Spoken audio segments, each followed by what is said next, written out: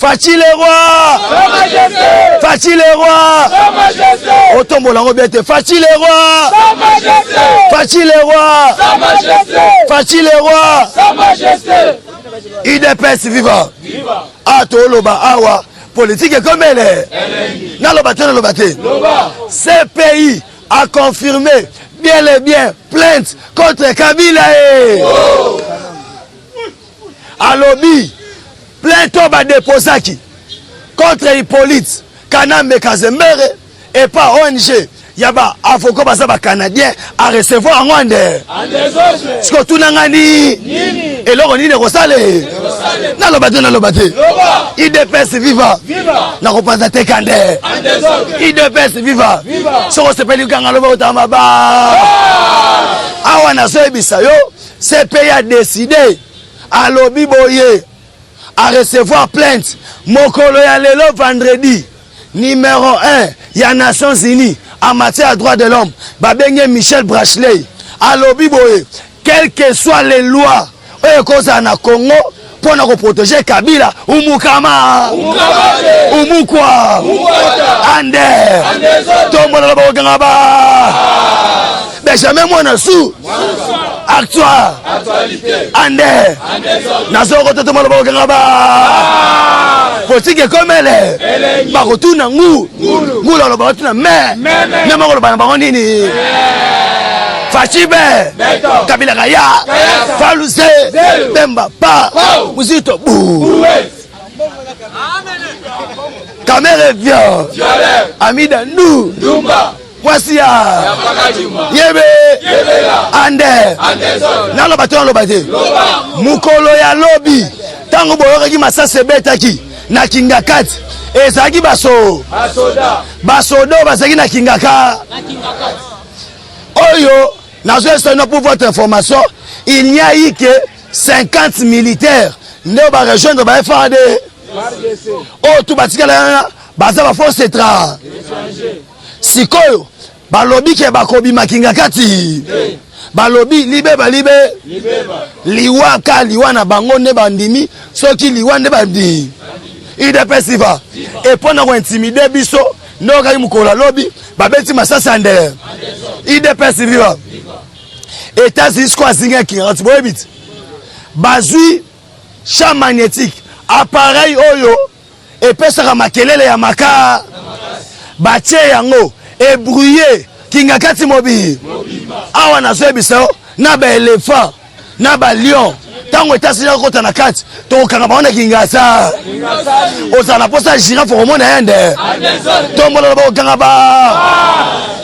Nalobate boka kilo besaki binoni ilunga lukamba so lukanga contre chef de l'état bo ezaloku ezalaki Kabila ndem so lukanga nalobate abwana se lobate IDPS viva oyebi ki tozana deuxième part esenga rankundelu yebe IDPS viva tombola ba kanga ba politique comme elle il faut yeba boye Kabila banda ko sengande akuta na chef de l'État.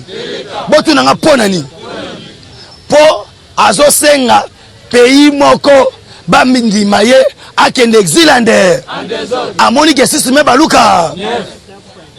Rencontre à lobby, c'était pas le premier ministre. Car le premier ministre savait bien qu'il rencontrera les chefs de l'État aujourd'hui dans le conseil des ministres.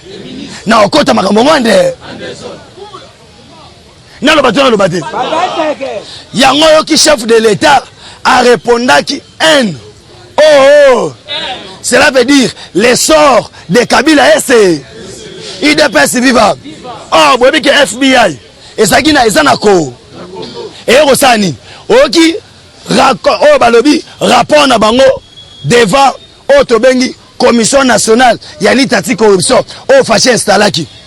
Yoma masondeke nalobate bozana se nalobate IDPS viva na ebiso que commission à mettre en place ba pesi rapport ya makambo Benjamin Bandolo ba bozo ke Benjamin Lokuta mais le lobi mina poa ndeko babengi inamuna jingara o ba pesa kombo ya Kabi azaleki ya bakabila ya mwasi IDPS viva a résident bongo zali to bengi yango na Tanzanie na kati ya Tanzanie kuna se retrouve na 5 nationalités aza congolaise aza rwandaise aza tanzanienne aza zambienne idepesiva aza pe burundaise idepesiva FBI ezo sunga biso na nini Maïka mère alobi boye États-Unis aza na mbongo apesa Congo Congo ye moko aza na bambongo na idepesiva ba calculer fortune ya Kabila na mboko abengi Panama bacha ba banque kuna une affaire ya 194 milliards de dollars na lobelo te mwana mwasi wana aza na Tanzanie bakuti na kata compte na ye bambongo aza nango 15 milliards de dollars seke mwana mwasi aleki Congo na mbongo yoka buzoba ya Kabi IDPS viva États-Unis alobi boye l'argent to pesa bino ezaka mbongo na bino mo IDPS viva na loba te semaine prochaine dollar ekitaka te seni ne États-Unis andimi ko ba pesi déjà et yeda nako 1 milliard de dollars oh c'est destiné gratuit ce qu'on va recevoir ba yana marché yebe IDPS viva alobi bando saneni ba bendi na droite ba pesi so na gauche IDPS viva pendant la Sabino que Kabila c'était un mort mauvais c'était un mort ande comment moi na moi si on a peut se retrouver na 15 milliards de dollars IDPS viva yosko zotala ngozo tunanga Benjamin Pazate Kande na zo bisa boy yo mutozo la nanga partout dans le monde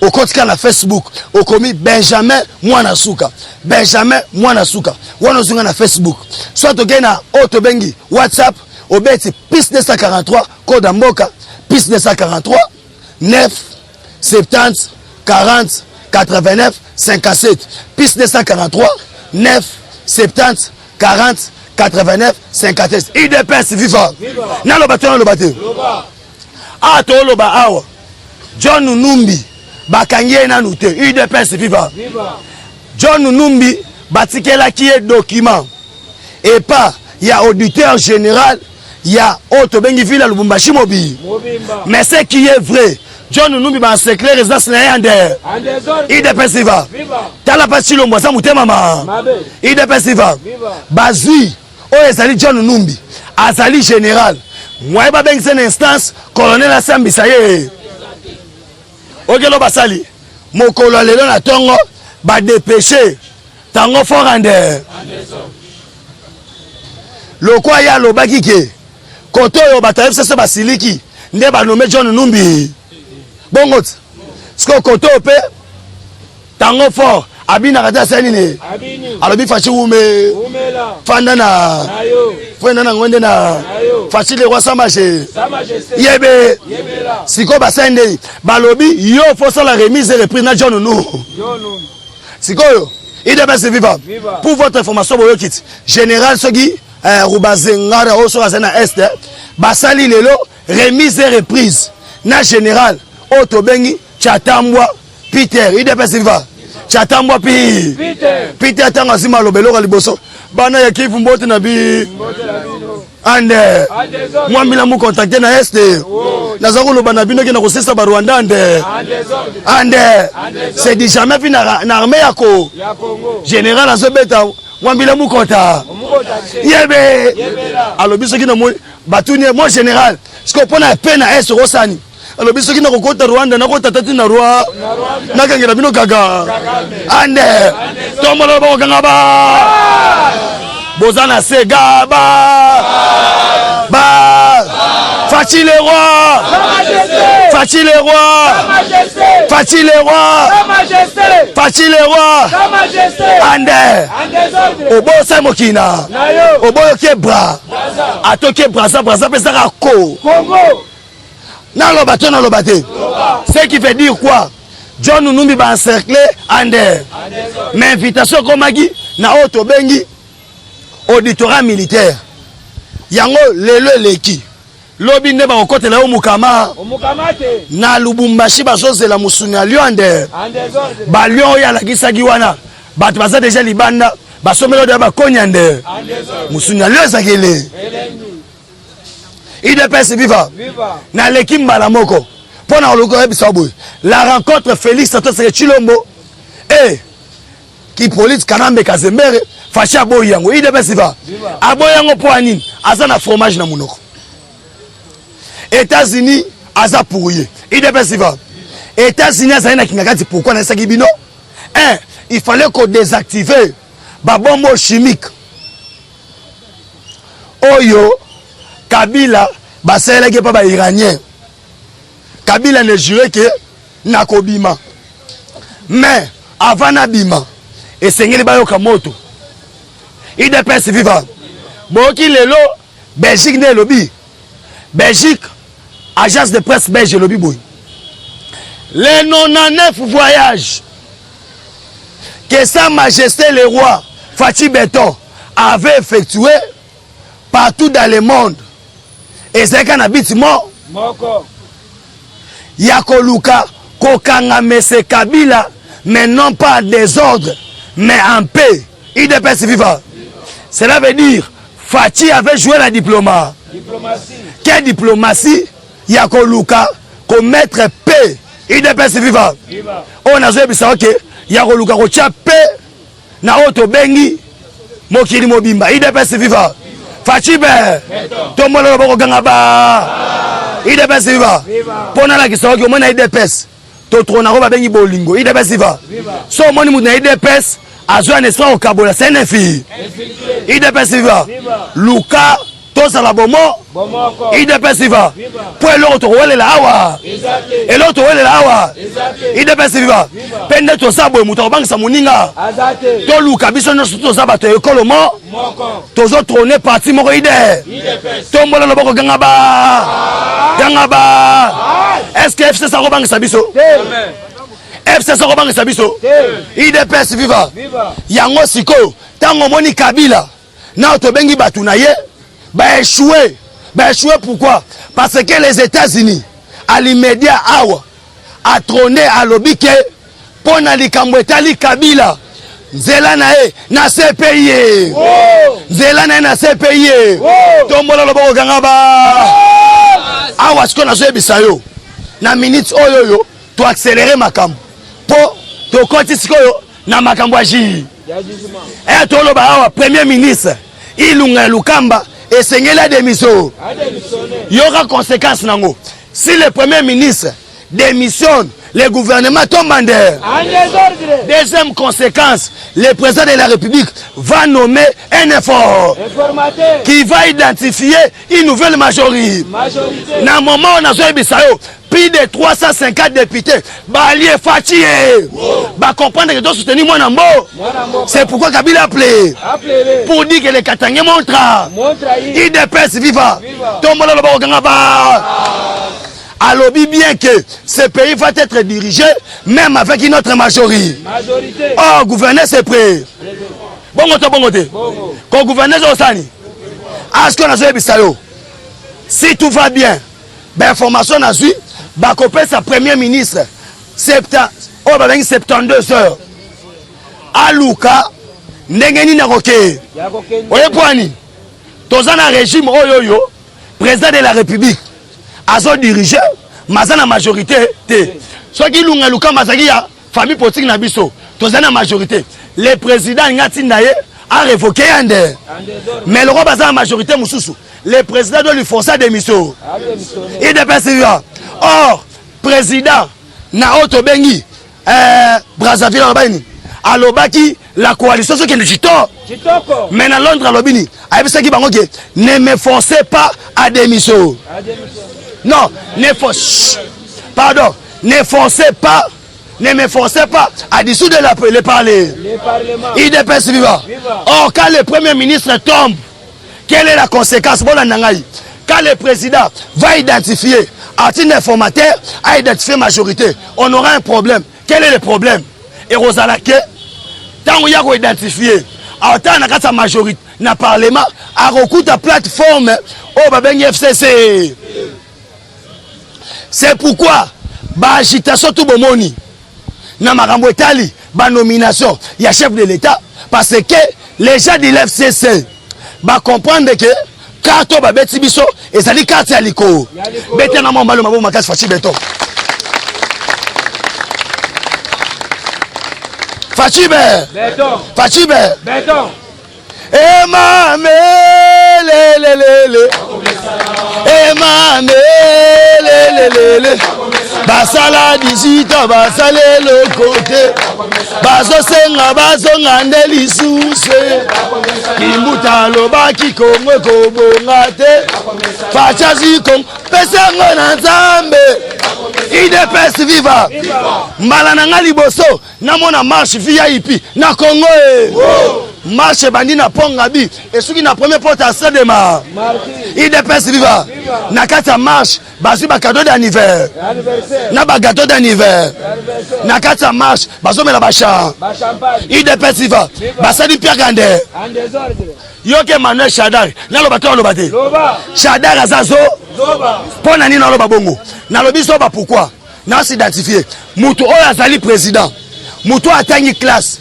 ayebi bien le bien que quand on parle d'un intérimaire azo jouer fonction ya oyo ezali titulaire na cela veut dire quoi azo engagé botala busoba ya Shadar qu'est-ce que Shadar nous dit o soki bongo soki président bimi article 75 ya constitution à l'incite à mon moment remplacé or azazoba article ane lobini et sengeli en cas d'empêchement définitif du président de la République bongo to bongo te Alexis Tambo Mwamba akoluka ki président na mboka oyo akole akoso yango tombola lo bongo ganga base IDPS viva oh bolandi Jani Mabunda na ba député alobino ba composante nyoso tu oyo ba bengi ke ba parti politique boti na ba délégué na bino na senie poto zo banga glissement pour l'élection ça le matin IDPS viva yo akate ne obetam le président de la République tant un gouvernement zokwe azo nommé informateur wana yepe mtu akwe sa parlement pour ebisa yebo aucune parti à l'Assemblée nationale azana majorité cela veut dire ton reprendre non soit à zéro sikoyo pour légaliser makambo wana tout et on les na justice qu'est-ce que la justice va faire la justice mudaza censé légaliser makambo wana c'est la cour constitutionnelle IDPS viva on a minute cour ya fachi IDPS viva yo asoma munenge keni les élections vont être organisées dans ces pays mais na condition ni et sengé to les canaux na recensement après recensement identification des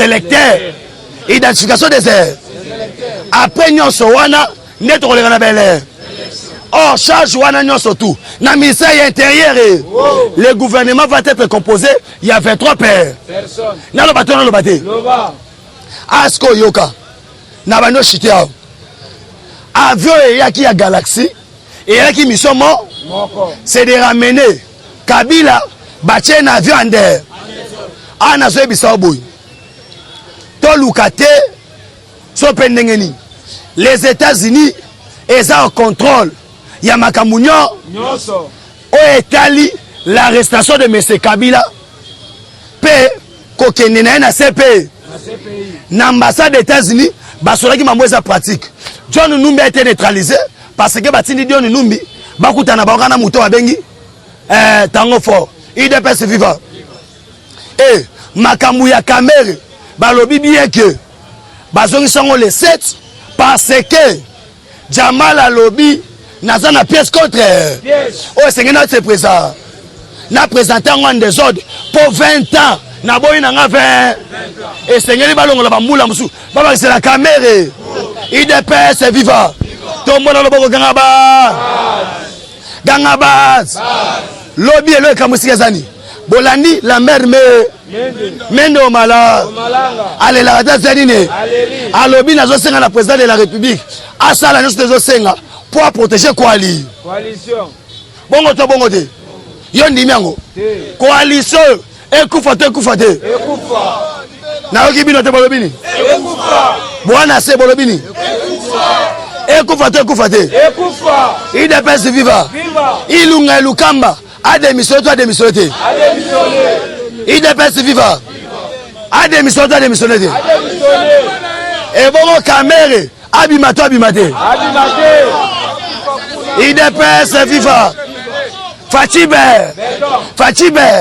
Kabila Kaya IDPS viva conséquence na bango moko bango monde balukaki ya bomoni lelo ke bato FCC bazalo so ba détail belé au compte na Facebook au komi Benjamin Mwana Suka tozu numéro oyo piste 243 9 70 40 89 57 IDPS viva fima sur te saranine.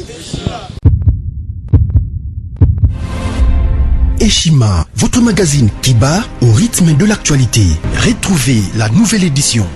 Exclusivité, l'an 1 des Basseyane Nanga. Métamorphose et décollage de la province du Haut-Ouélé. À la manœuvre, Christophe Nanga. Avec abnégation et patriotisme, les gouverneurs Basseyane est déterminé à lancer la province du Haut-Ouélé sur la voie du développement intégré. Interview, prise en charge des malades, la maîtrise de la propagation du coronavirus. Docteur Eteni répond à toutes les questions. Économie, la baisse des prix, les combats permanents d'Acacia, Bandoubola. Dossier Eshima, mécanisme national des suivis historiques et réalisations. Focus, Sele Yalagouli propose des nouveaux paradigmes de développement indispensables à la relance de l'économie. Nation, championne du social, Agnès Mouad Nawej et la CNSS offrent $1 million dans la lutte contre la pandémie Covid-19. Moussa Mondo sensibilise et prend en charge des personnes vulnérables. Parité, Olive Lembe Kabila, modèle de générosité et d'entrepreneuriat féminin. Afrique, un déconfinement aux multiples facettes. Retrouvez l'intégralité du magazine Eshima dans les kiosques. Eshima Magazine, un nouveau standard d'information.